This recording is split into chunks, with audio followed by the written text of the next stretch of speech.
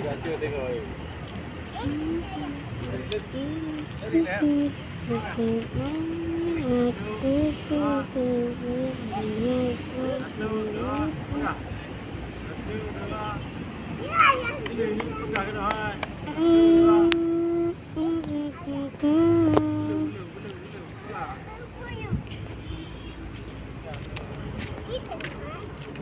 Dah buat jun mulut dah. Bek. Bek, cik bek. Bek.